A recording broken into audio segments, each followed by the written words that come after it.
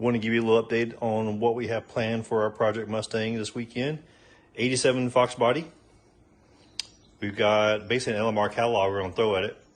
We got everything for 5-lug swap, full disc brakes, new radiator because she's getting a little warm, new fans, new seats, get rid of the little porno red interior out of it. Wheels and tires, some 275s, some 245s and 17s.